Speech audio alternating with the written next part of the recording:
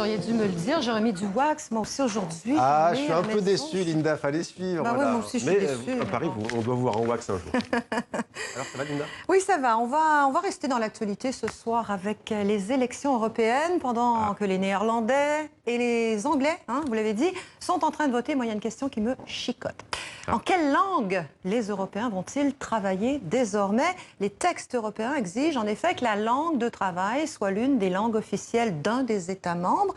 Or, on sait que le dernier pays anglophone va quitter le navire, en tout cas probablement. Alors, en quelle langue l'Europe va-t-elle parler? En français. Je m'emballe. Peut-être, peut-être.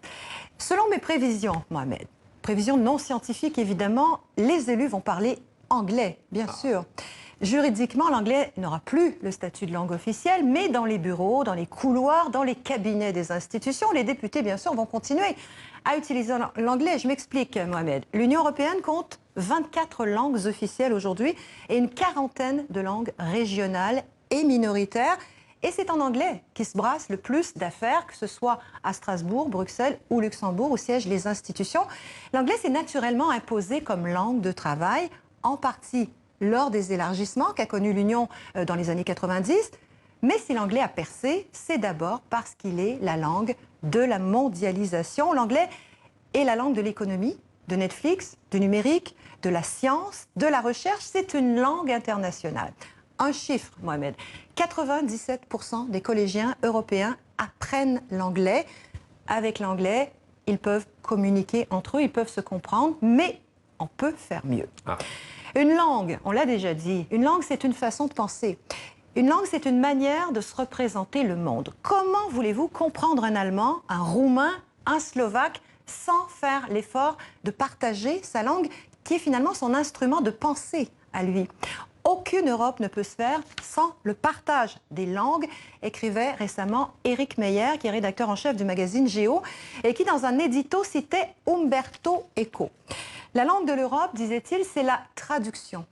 À Bruxelles, ils appellent ça le multilinguisme. Il y a quelques années, un autre écrivain, Amin Malouf, avait été chargé, lui, par la Commission européenne, de réfléchir aux défis que pose la multiplicité des langues d'Europe. Il avait suggéré que chaque élève, en plus de sa langue maternelle, apprenne au moins 2 langues, une langue internationale comme l'anglais et une langue adoptive, une des langues des pays membres de l'Union européenne. Les citoyens européens pourraient donc théoriquement communiquer dans toutes les langues de l'Europe. Et là, on pourrait véritablement parler d'un sentiment d'appartenance et d'une culture commune. Parce que parler la langue de l'autre, c'est plonger dans sa culture, c'est créer des liens. À ce propos, Mohamed, pour terminer, connaissez-vous la devise de l'Europe? Ah, elle est en latin, non? Oui. Alors, je vais la dire comme je pense. In varietate concordia, unis dans la diversité, en français.